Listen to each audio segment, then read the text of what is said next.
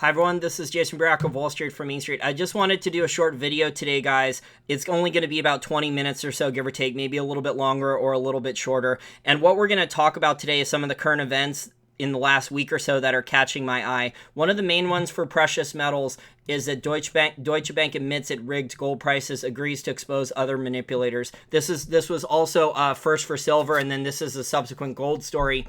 I think, the douchebags over at Deutsche Bank, I think, now why are they snitching? I think they're starting to get worried, that things could really fall down on them, and they're looking for maybe the best deal first where they can pay fines and things like that. But one of the shoes to drop, another one, is that we're seeing major class action lawsuits filed. This first one was in Canada against the Bank of Nova Scotia for conspiring to manipulate gold and silver prices.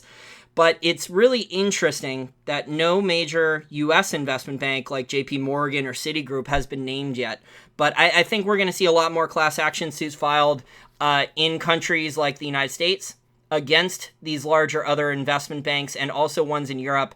And the reason is because, Deutsche Bank has agreed not only to testify against other banks and pay fines and things like that, and also, they're going to probably settle in lawsuits, but they're also going to be turning over mountains of evidence. So instant messages between traders, emails between investment bankers of one bank and another. And I think, this evidence, unexpected things may come out. But I want to just congratulate GATA, the Gold Antitrust Action Committee. They've been around 15 or 20 years, I think even before the internet. They ran an ad in the Wall Street Journal about gold price manipulation in the late 90s. These guys have been documenting the manipulation in gold and silver and central bank intervention and so many other things for many years now. And a lot of people laughed at them. And now look what's come out. So this was the big story that Rob Kirby was hinting at. I emailed Rob Kirby and I got confirmation of this about the Deutsche Bank news. So I think, obviously these websites like King World News and some of the others are going to be trumpeting, we're going to have $50 silver in a matter of months or 6 months or something like that, or triple-digit silver within a year. I don't know if we're going to get crazy spikes like that, but I think, news about this manipulation and it going a little bit more mainstream, even though the mainstream media hasn't covered it, but people, even mainstream people now are paying attention to Zero Hedge on Twitter and their website and things like that. But I think now that more people are aware of this, I think it's going to put a bottom into the gold and silver market of sorts, and it's going to be harder for the manipulators to knock the price down rapidly and continually keep doing that, especially in this environment where there's so many problems and so many different economies in the global economy with China and Japan, Europe, the United States, etc. So if you don't have full positions in gold and silver stocks, if you don't have all the metal, physical gold and silver accumulate, on dips, I think you guys should probably be looking to be accumulated if you don't think you have enough exposure. People should obviously still have cash and for opportunity in case asset markets do crash and cash outside of the banking system, because, there's been bailouts in Austria and bail-ins in Austria and things like that. And the people in power do want to implement some type of global wealth tax and cashless society and things. So I think people should be aware of this. I think BitGold too is a good way for people to have some physical gold outside of the regular banking system. I want to move on to the next story that I've been noticing. It's a stronger Japanese yen. I think it's very important. The global yen carry trade has been used to really drive up asset prices all over the globe. And that's where, these hedge funds and these investment banks and these private equity guys and these other billionaires borrow yen cheaply from the Japanese central bank and other Japanese banks, and they invest it in other asset markets all over the globe.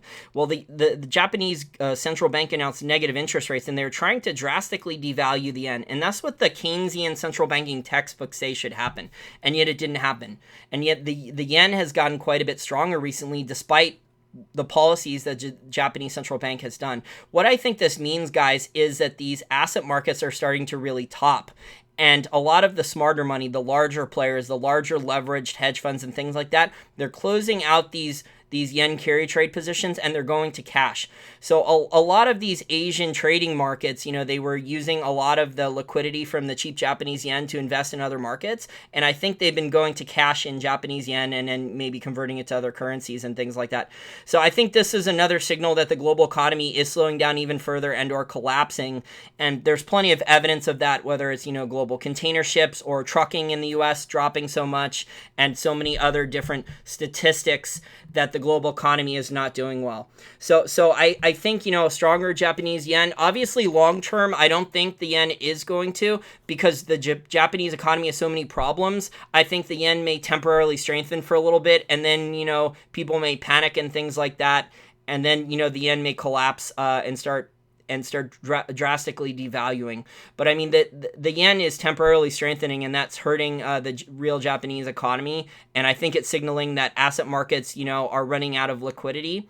That central banks are slowing down the amount of liquidity maybe going into asset markets and things like that. There's a story on our Wall Street for Main Street Facebook fan page about this is the beginning of the end of central bank easing from a Bank of America official on Bloomberg here. Subscribe to our fan page if you haven't already done so. It's up here, Wall Street from Main Street.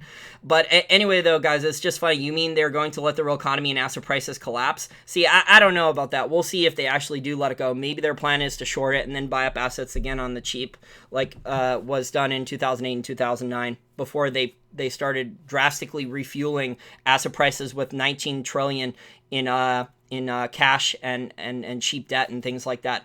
There's been more than $19 trillion printed since 2008.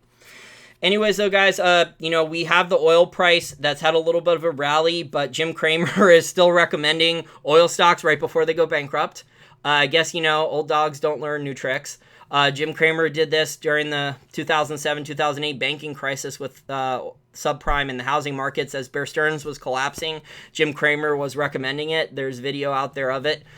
Be careful of Jim Cramer's picks. He's not exactly the best stock picker. Who knows how much money he's getting bribed or whatever. He's getting rich, though. He's getting millions of dollars to be like a clown on CNBC. He is a smart guy, but I mean, obviously, I think he's corrupt morally. I think there's some problems there. He could have easily gone in. He recommended Energy 21 was the latest oil stock, and also the Sun Edison, the solar company. He could have easily went in there and read the annual report and looked at their debt situations and seen when the debt was due and things like that, and that their cash flow had fallen. So I don't know why he didn't do that and why he was still recommending them, but it is what it is, guys. Peabody Coal just filed for bankruptcy recently. I think this week they filed Chapter 11. A couple years ago, I was up in Toronto. Sprott flew me up there, and the Sprott office guys were telling me that coal had bottomed already. I think it was September 2014. I was like, no, I don't want any exposure. I was in front of Eric Sprott and some of these other money managers and chief investment officers over at Sprott, telling them that, no, you don't want any exposure to coal right now. You want to wait a couple years. You want the bankruptcies to already start happening. I was like, yeah, the coal price has fallen a lot. It had in 2014. I was like, these politicians want to drastically reduce demand. They're hardcore environmentalists. There's no free market in the energy markets. And they were telling me, the coal markets have been down for X number of years already, and we think they bottomed. And I was like, no. You need to see the bankruptcies first. There needs to be more blood on the streets. So they were early, and it's just funny, though, that people who have more experience than me, they definitely haven't read more books than me. But, now I almost have 10 years of market experience, guys. I've been doing this since 2007.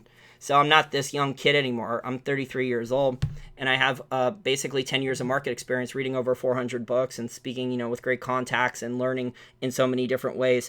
There is going to be a point, maybe in the longer term, where coal, after all these bankruptcies, where there will be some investment opportunities in coal, although, coal is very not environmentally friendly. It's like the worst polluter out of all of them.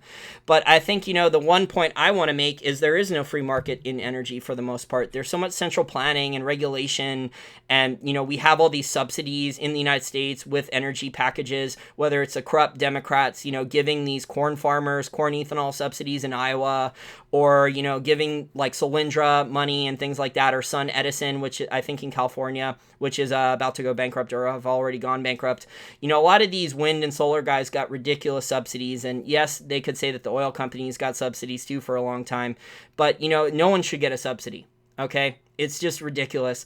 But, we got to a point here in the free market where there was a little bit of free market forces besides just the stupid central planning in energy, where the natural gas price in the U.S. got cheap enough to where there wasn't much need for the coal-fired power plants in the U.S. because natural gas was cleaner and it was cheaper, and a lot of these power plants just switched over to natural gas.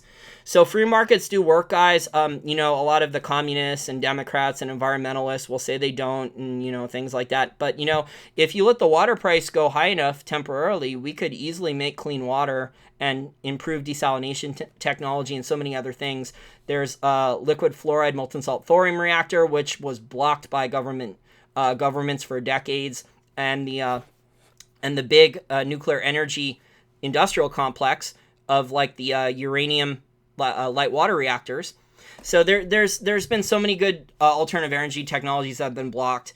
And it's just very frustrating. We've had the emergency Fed meeting here in April. I wonder if it was about interest rates or about asset markets falling, or maybe it was the Deutsche Bank effect here of gold and silver. We'll have to wait and see what happens in the upcoming months to see exactly what happens.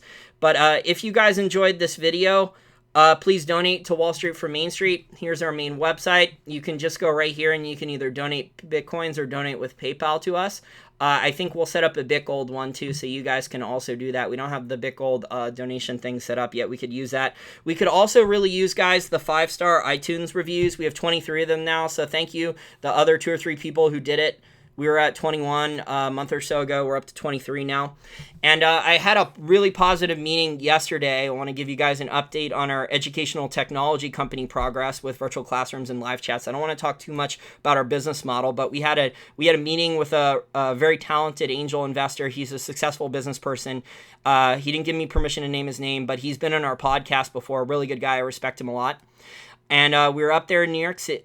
We weren't up there in New York City, but we were, doing a conference call with him up there in New York City. And he says he loves our long-term business plan to build a new type of next-generation educational technology company, but that, we need to bring in a more experienced CEO to help raise capital and execute the business plan and fill in all the things we may have missed on the business plan or adapt to maybe changing market conditions. So Mo Dawood and I are looking to bring on, with equity and help us raise more capital, someone with more experience in business, someone who has experience raising capital, someone who has run a day-to-day business more, 7 or 8 figure business, or been involved in upper management there more, and they would get equity.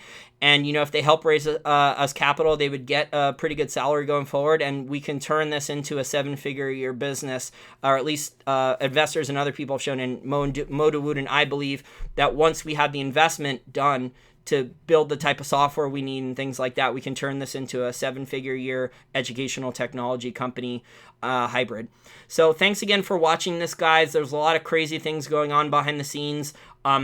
Thanks to GATA for the last 15 years for doing all the work they've done, and that's in spite of, being made fun of and laughed at and name-called by all the douchebags and assholes on Twitter and on Wall Street and the Keynesians and, the Marxists and things like that are anti-free market and say, oh, no, market's manipulated.